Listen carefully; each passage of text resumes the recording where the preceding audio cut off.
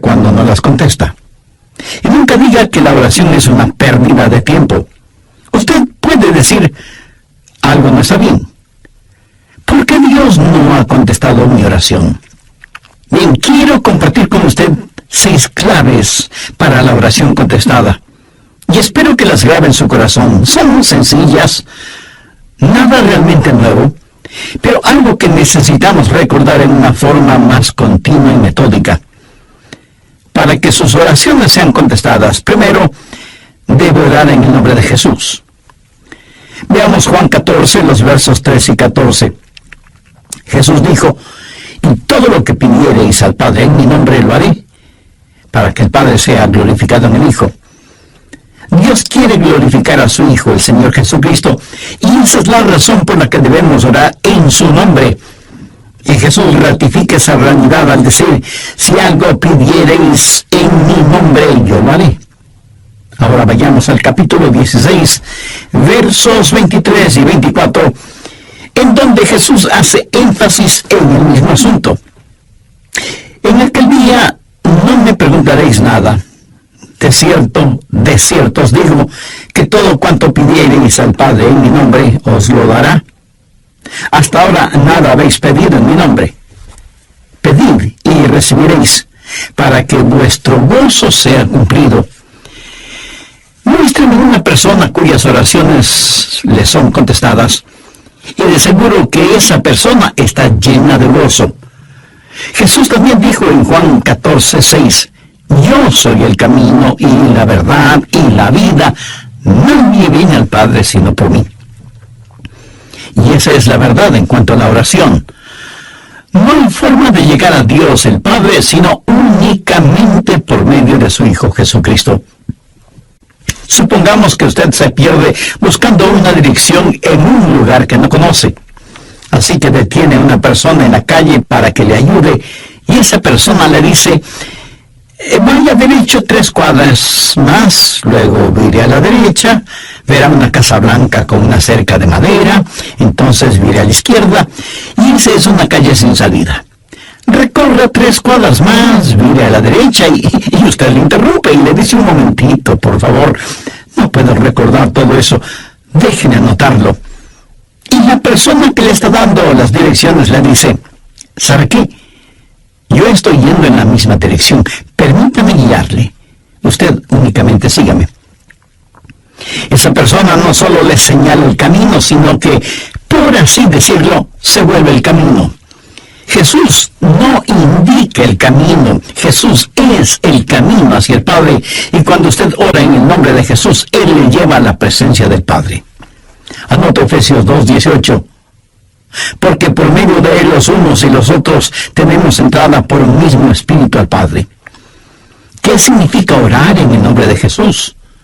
Significa orar con su autoridad. Cuando usted pone su firma en un cheque y se lo da a alguien, esa persona va al banco y lo efectiviza. El banco le entrega la cantidad de dinero estipulada en el cheque, porque ese cheque lleva su nombre, lleva su firma, y con su firma usted le autoriza al banco la entrega de ese dinero. Trata de ir a cualquier banco y hacer efectivo un cheque que no tiene ninguna firma, y le aseguro que estará metiéndose en profundos problemas. Cuando pedimos en el nombre de Jesús, no estamos simplemente rociando con algún polvito mágico oraciones al decir en el nombre de Jesús, abracadabra, que lo que he pedido se haga. No es así de ninguna manera. Orar en el nombre de Jesús significa, primero, obedecer su mandato. Segundo, hacer algo aprobado por Él. Tercero, saber que eso le dará honor y gloria a Él. Y cuarto, saber que el Padre será glorificado por lo que hacemos en el nombre de Jesús. Si usted ora sin usar el nombre de Jesús legítimamente, no tiene ninguna razón para esperar que su oración sea contestada. Ahora, obviamente, el orar en el nombre de Jesús significa que usted debe ser salvo, que debe ser su discípulo y que debe estar en comunión con Él para conocer su voluntad. No solo ora en el nombre de Jesús, sino que también ora en el Espíritu. Veamos Efesios 6:18. Orando en todo tiempo, con toda oración y súplica en el Espíritu, y velando en ello con toda perseverancia y súplica por todos los santos. Así como se debe orar en el nombre de Jesús, hay que orar en el Espíritu. Casi al final del Antiguo Testamento hay un versículo muy interesante. Busque Zacarías 12:10. Dios habla de lo que hará en los últimos días, cuando los judíos como nación vengan a Jesús. Y derramaré sobre la casa de David y sobre los moradores de Jerusalén espíritu de gracia y oración, y mirarán a mí, a quien traspasaron, y llorarán como se llora por hijo unigénito, afligiéndose por él como quien se aflige por el primogénito. Hay muchas cosas maravillosas en este versículo, pero lo que más me bendice es que Dios dice que hay un Espíritu, el Espíritu Santo, que es el Espíritu de gracia y de oración. ¿Tiene usted dificultades al orar? ¿Sabe por qué? Porque no está lleno del Espíritu. Porque cuando lo esté, la alabanza y la oración fluirán de su Espíritu. Usted estará constantemente alabando a Dios y constantemente suplicando en oración. Dios dice que un día Él va a derramar su espíritu de gracia y oración sobre los judíos, pero Él ya ha derramado su espíritu de gracia y oración sobre usted. Por lo tanto, usted debe orar en el Espíritu.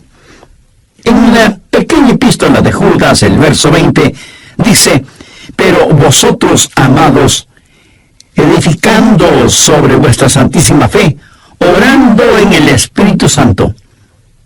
¿Había notado eso? ¿Cómo se desafía usted mismo? Orando en el Espíritu Santo. ¿Por qué es tan importante orar en el Espíritu? Bien, sabemos que cuando oramos en el nombre de Jesús, oramos con autoridad. Pero cuando oramos en el Espíritu, oramos con fortaleza para que Él nos ayude. Déjeme, le muestro algo en Romanos 8:26.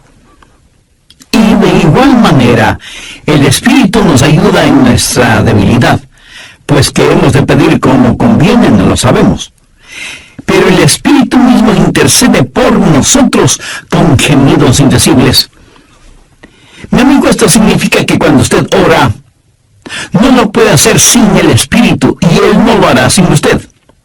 Es el Espíritu el que ora, y Él hace por usted lo que usted no puede hacer por usted mismo.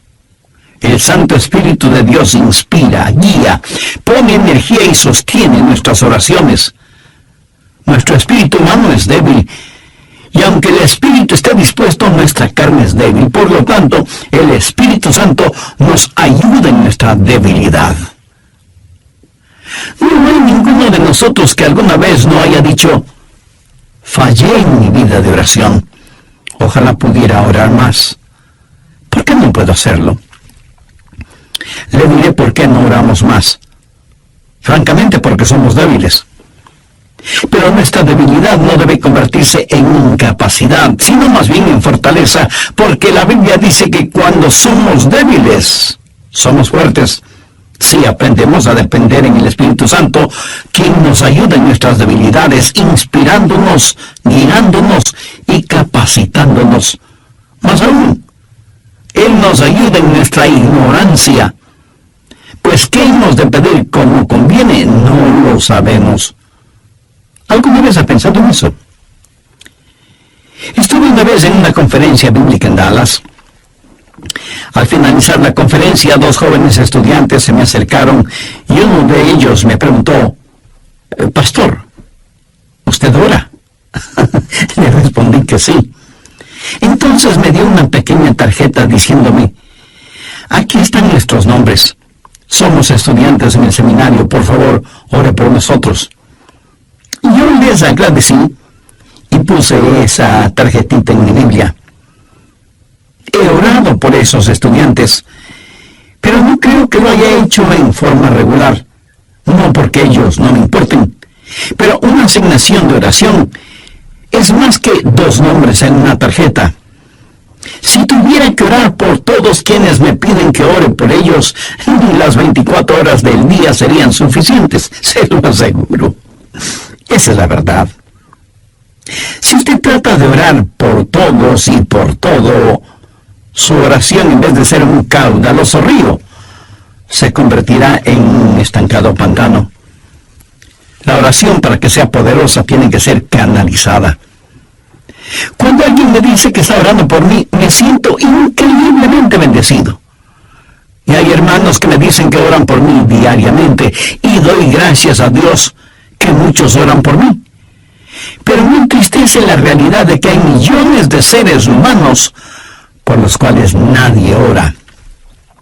Ahora escúcheme. Yo no deseo estar en la lista de oración de alguien, a menos que el Espíritu Santo haya puesto primero mi nombre en el corazón de la persona que dice que ora por mí.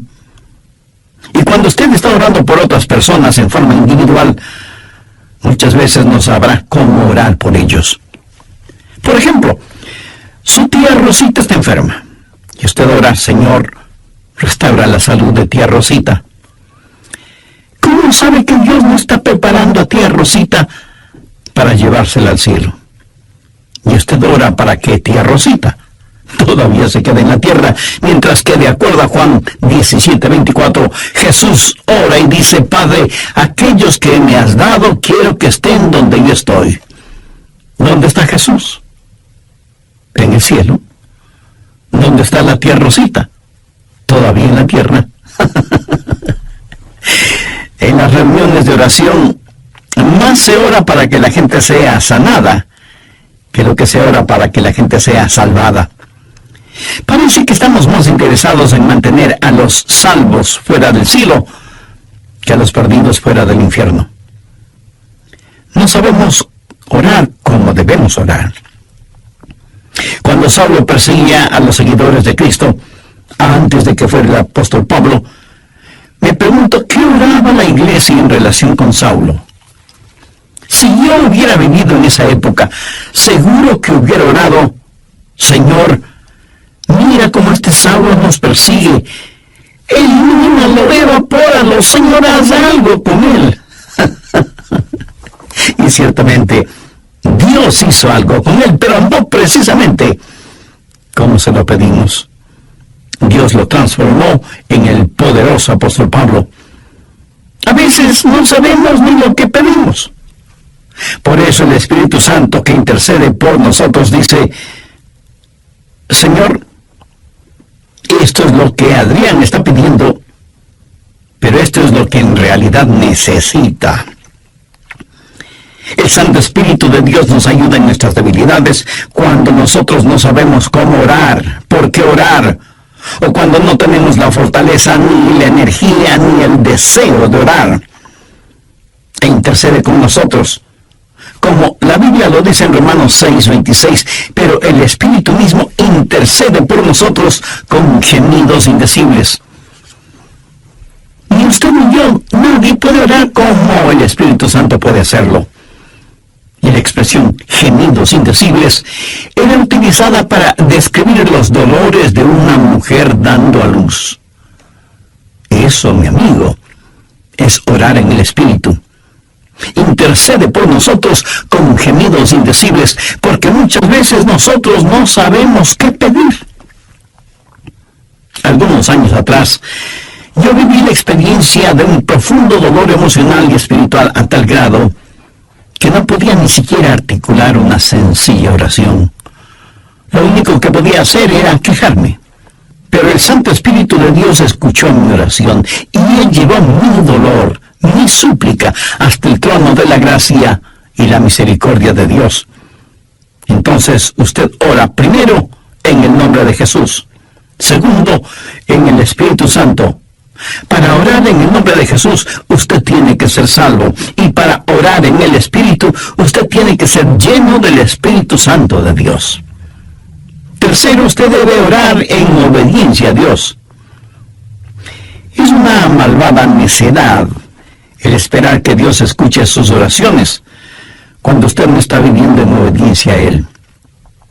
Lo triste es que hay personas que tienen la idea de que Dios les bendecirá, aún en su desobediencia. Razone esto un instante. Si usted está viviendo una vida de desobediencia, y aún así Dios contesta sus oraciones, ¿qué es lo que Dios está haciendo? Está animando y recompensando su pecado. Pero escúcheme, Dios le ama demasiado como para hacer eso. Veamos el Salmo 66. Quiero mostrarle algo. Salmo 66, verso 18. Este es un versículo que debería estar subrayado en su Biblia. Si en mi corazón hubiese yo mirado la iniquidad, el Señor no me habría escuchado. Ahí lo tiene, en blanco y negro y bien impreso. Y usted no tiene que ser un científico aeroespacial para entender eso, ¿verdad? Muchos hablan de las grandes promesas en la oración. Bien, esta es una promesa. Si en mi corazón hubiese yo mirado la iniquidad, el Señor no me habría escuchado.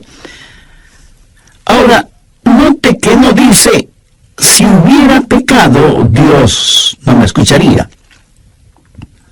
Dios no le escuchará a usted. Dios no me escuchará a mí. Dios no escuchará a nadie que tenga iniquidad en su corazón. Iniquidad significa el hacer trato con el pecado, sentirse en paz haciendo el pecado. Y si yo tengo cualquier iniquidad en mi corazón, ¿Dios no me escuchará? Ora usted a Dios. Si tiene algún pecado en su corazón, ¿cómo puede esperar que Dios le escuche? Para que Dios le escuche, usted tiene que arrepentirse de sus pecados y tener a Jesús como su Salvador y Señor. Si antes no ha hecho esta decisión, le invito a que lo haga ahora mismo. Ore y diga, querido Dios, sé que soy pecador y que mi pecado merece tu justo juicio, pero me acerco a ti en busca de gracia y de misericordia, y suplicarte en los méritos de tu Hijo, el Señor Jesucristo, me perdones. Señor Jesús, tú diste tu misma vida en la cruz para darme vida eterna, y prometiste salvarme si confío en ti. ¿Sabe usted lo que es una vana ofrenda? Es solo una oración vacía. No me traigáis más vana ofrenda. El incienso me es abominación. Aquí ellos estaban en el templo quemando incienso, ofreciendo incienso en el altar.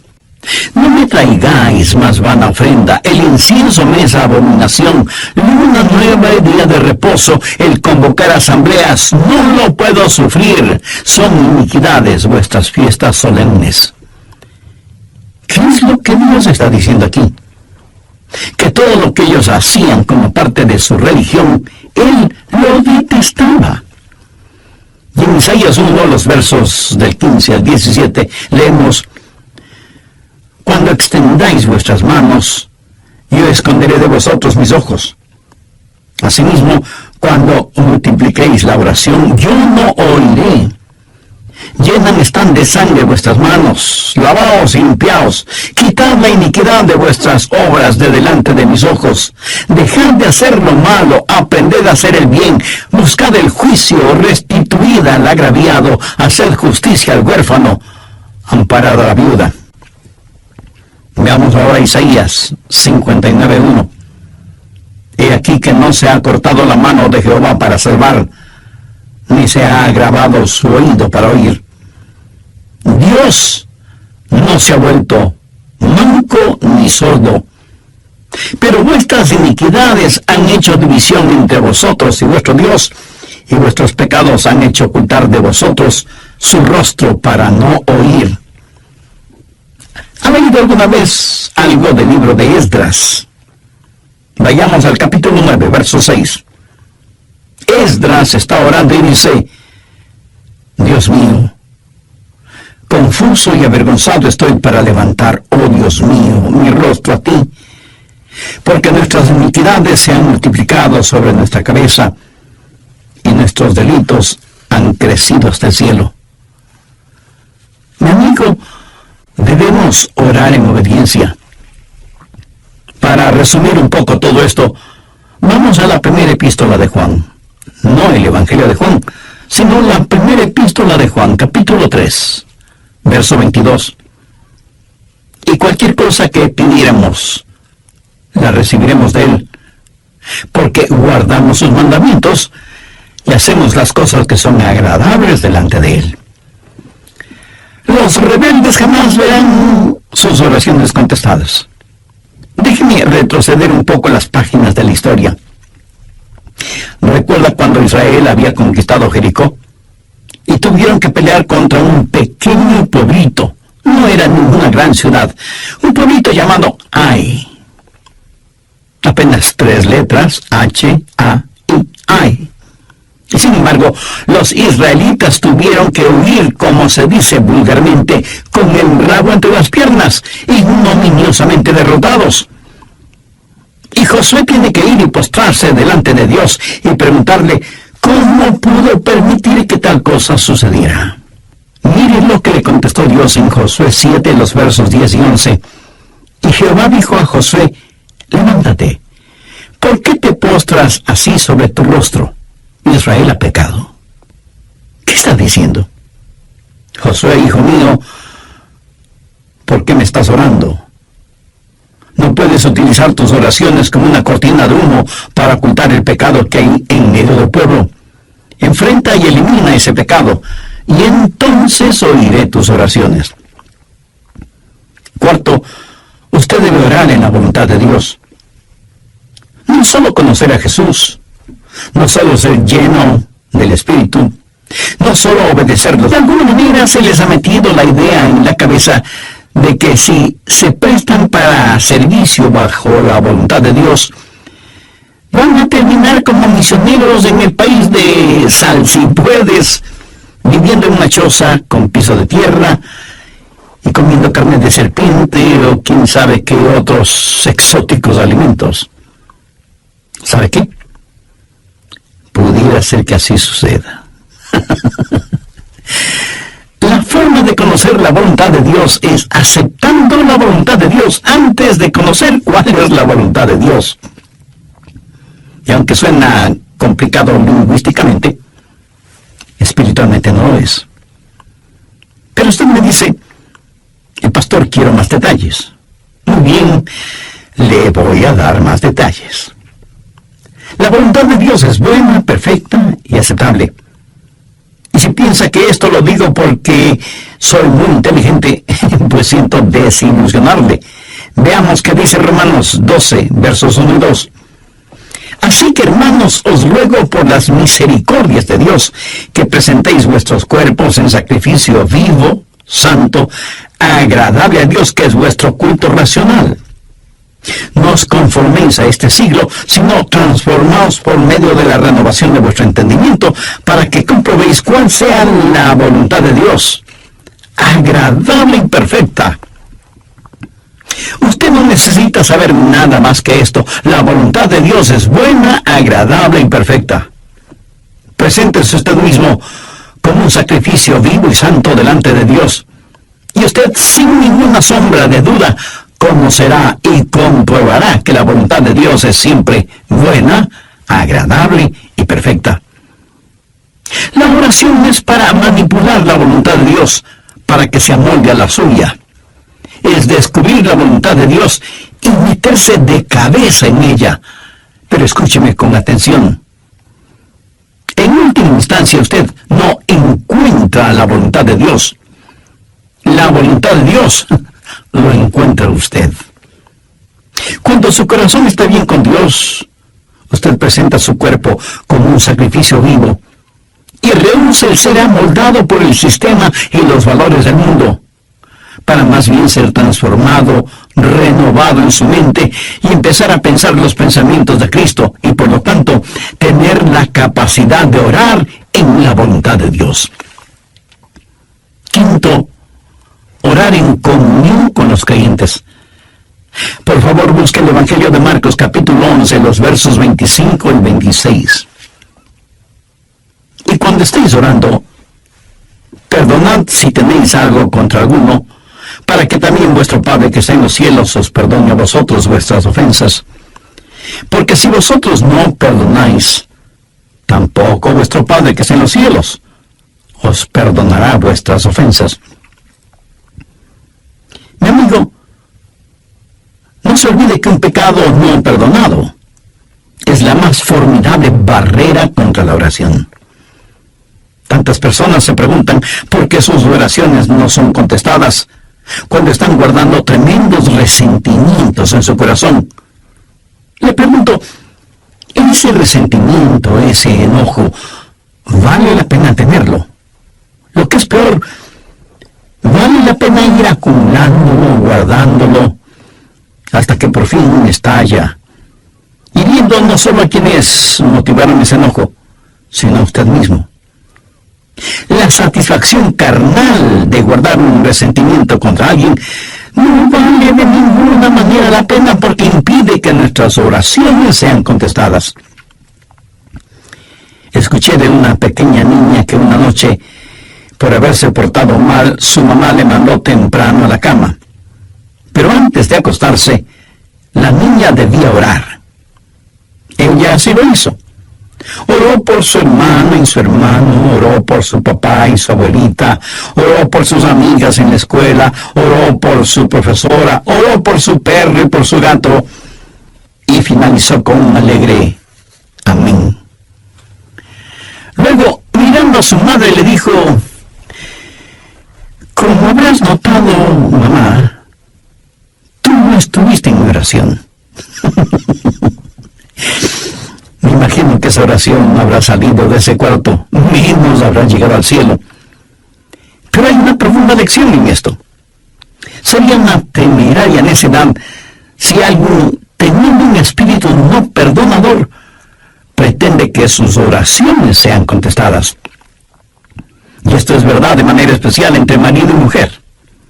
En 1 Pedro 3:7 leemos: vosotros maridos igualmente, vivid con ella sabiamente, dando honor a la mujer como a vaso más frágil y como a coherederas de la gracia de la vida. ¿Para qué? Para que vuestras oraciones no tengan estorbo.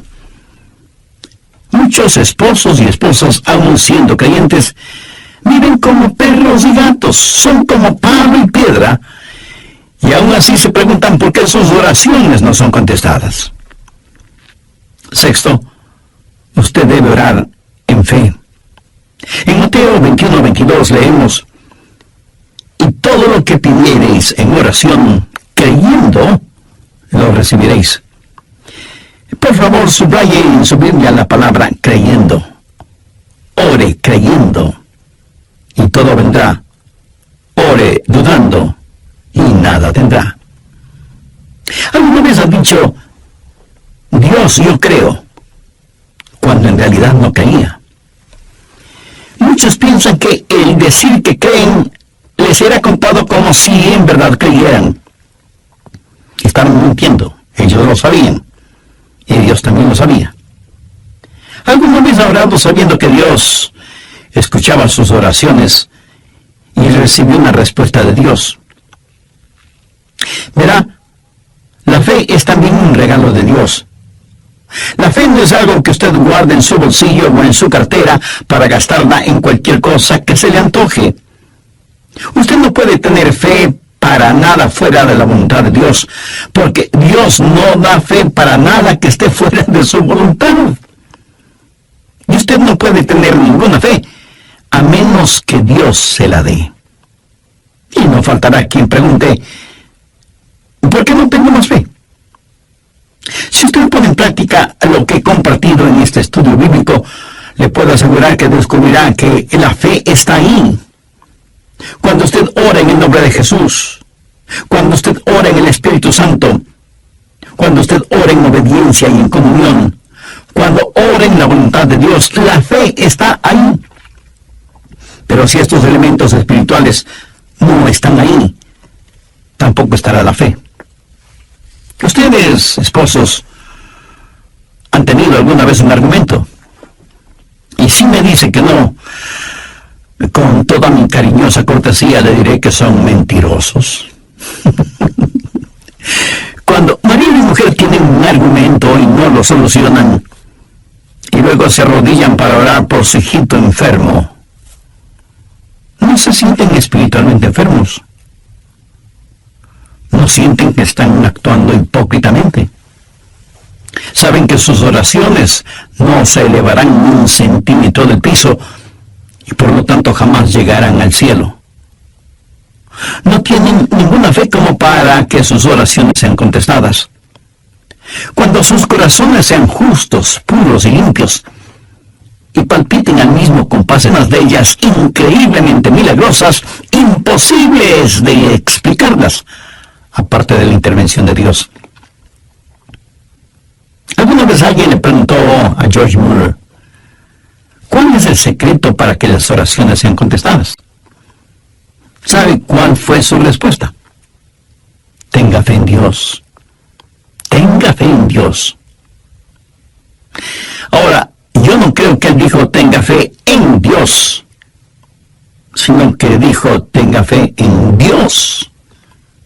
Mira, en realidad no es una gran fe la que necesitamos, sino que necesitamos tener fe en un gran Dios. Fe no es solo un sentimiento positivo, ni el que usted se vuelva frenético o fanático, sino tener la absoluta confianza de que Dios hará lo que usted le ha pedido, si ese pedido está encuadrado dentro de los parámetros de la voluntad de Dios. Los discípulos le dijeron a Jesús, Señor, enséñanos a orar.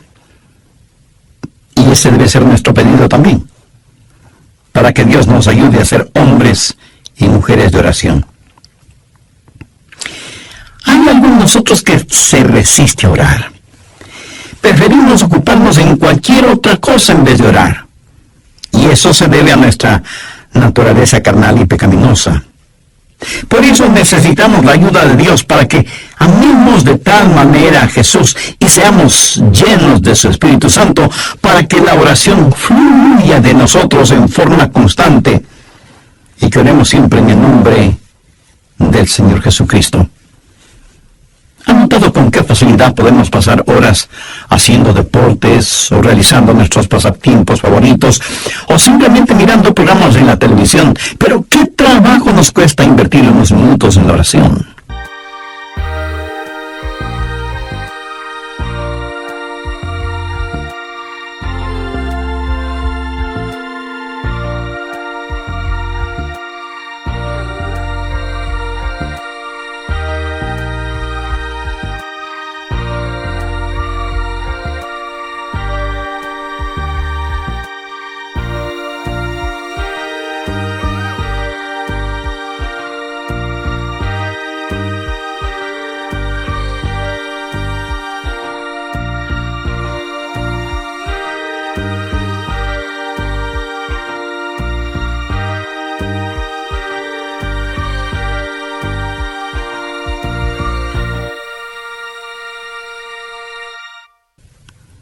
La oración eficaz, mi estimado amigo, debe ser un acto intencional de nuestra voluntad.